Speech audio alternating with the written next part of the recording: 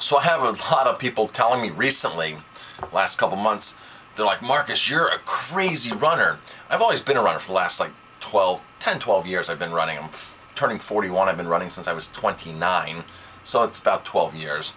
And, you know, I've always loved running hills. I've always, you know, done half marathons throughout the last 12 years. 2 years ago, I was running an insane amount of miles. 1 month I ran like 220 miles, which I actually broke this year. I had 221 miles I did in March, and we're in April right now. 1 year I ran 1,400 miles, and I was doing this great diet called 80-10-10. I wasn't even doing it back when I was back 2 years ago. I wasn't even doing it 100%. I was just, you know, kind of half-assing it, okay?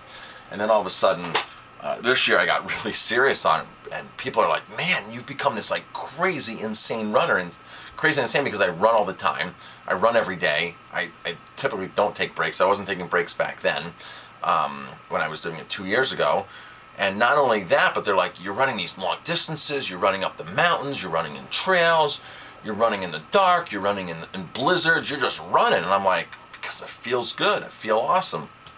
And I did, a couple years ago, I did the Wagathon, right? This was 2012, I did something called the Wagathon, right? About 30 miles, fat ass trail run, all on the ridge here, from Ellenville all the way into Rosendale, all on trails.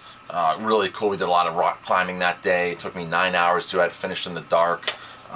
It's not a race that you typically run on the road and it's marked. There's no markings. You get lost. You got to look at the map. You got to bring all your own water. There's no aid stations. There's no registration. It's just like 30, 40, 50 guys just going out having a good time.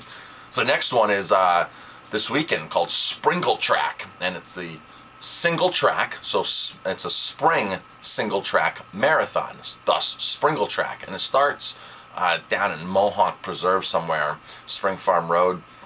It actually ends at my restaurant, so that's pretty cool. So I guess I kind of have to run that since everybody comes here afterwards. So I'm kind of pumped about that. But they're saying, Marcus, how are you doing this, right? And I'm doing it because I'm carbed up. I am so carbed up. 15 bananas a day, tons of watermelon. I mean, when I eat cantaloupe, I eat the whole cantaloupe. When I eat honeydew, I eat the whole honeydew. When I have bananas, I have 6 bananas. People are like, man, is it really your diet that's doing this? I'm like, hell yeah. You've seen me run for the last 12 years. You've seen me eat high-fat vegetarian food. Of course it's my diet. My diet's freaking rocking right now. I got so much energy. You know, I'm having a banana, 6 bananas in here. I had 2 of these, 6 bananas in here with a half a pound of spinach and some coconut water, some fresh coconut water.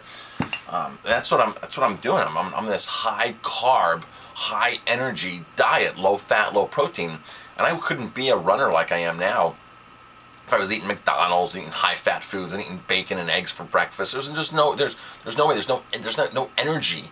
There's not enough energy in that food. There's not enough vital life force in that food. It's calories. It's calories from fat, a lot of that food. But when I was a high-fat vegetarian, the energy wasn't there. And the calories are there, right? So I'm taking in the calories. I'm taking in the so-called energy. But really the energy to actually get out there and be physically active just wasn't happening. So, I mean, to be a crazy runner, and here's some of my tips to be, I don't even consider myself a crazy runner. I just like to run up the mountains all the time, and I like to run a lot, so I don't consider myself a crazy runner. Because I have some friends, I know some people that, you know, they train with marathon runs, okay? I did a run the other day, it was 22 miles of training run, but I have friends that, you know, that rock out the distance, that just go. One of my immediate friends that I run with are like, man, you're just like crazy with this. You're just like kicking ass, taking names.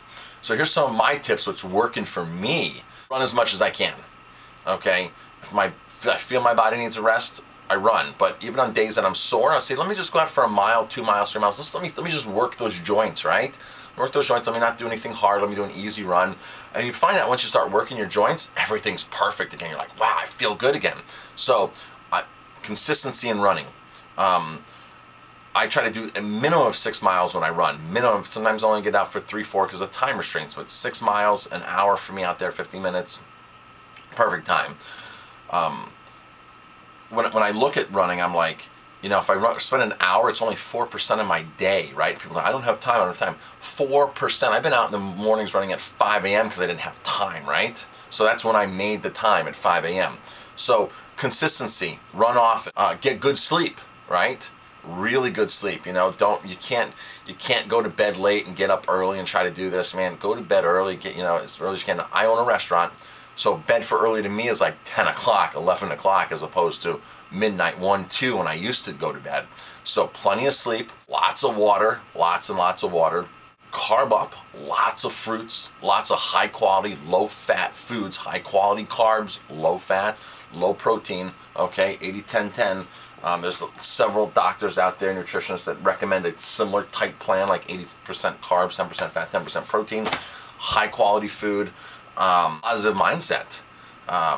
What kind of helped me in my whole journey this year, running all these days and not missing days, and in this blizzards and everything, and in rain, was, you know, I read a story on just after New Year's from Runner's World. This guy ran the coldest marathon out there. He lives in this town in Siberia, and he wanted to be on record to be the coldest marathon. So he organized his own marathon in Siberia, in this town in Siberia, and he was the only one who registered, the only one who ran it. He did it in 5 hours and something, a little over 5 hours, and it was like negative 38 degrees or negative 29 degrees, something crazy, right? And he was upset because it's usually negative 60 there, and it never got that cold. So he was upset, man. But he still got the record for running the coldest, having the coldest marathon, and running the coldest marathon. So I'm like, man, if this guy can do it in negative 30, negative 40, and I'm sure he runs out there negative 50 and 60, if he can do it, why can't I go out when it's 0 degrees or 5 degrees, right? Or 20 degrees and snowing? So that kind of changed my mindset. I put things in perspective and said, wow. Then you look at some of these ultra runners who run just like day in and day out. That couple from Australia that did a marathon a day for 366 straight days, and she's 68 and he's 64, or vice versa, whatever. But they're in their 60s. They're running a marathon every day. Man, if they can do it every day, why can't I go out and run a few miles every day? 4, 5, 6, 7, 8, 10, right? If these people are doing it, they're in their 60s, she's a cancer survivor. If they're doing it, why can't I do it? So I kind of changed my whole mindset.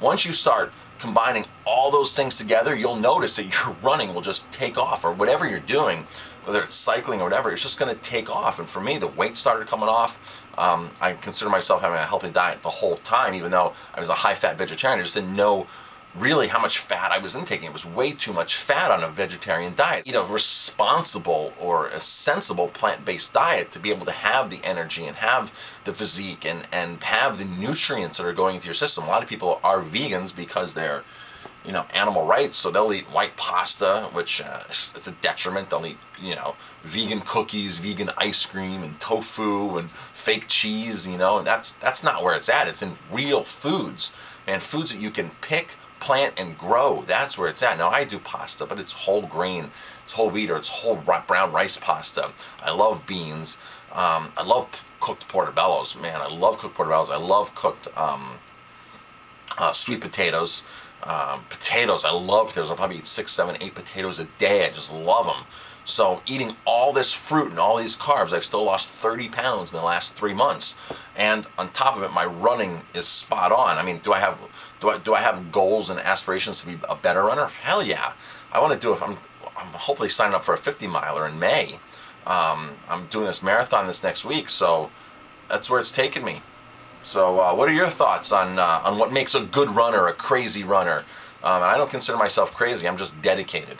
I'm Chef Marcus Giuliano. Thanks for watching. Please leave your comments, criticisms, critiques. Pass this on if you like it. Subscribe to my channel and get involved in the conversation. Thanks. Right, I can't stop it tonight. This epidemic, I'm trying to fight. Blood pressure's rising now. It's in the danger zone. Somebody help me, I'm about to go terminal. It's an epidemic.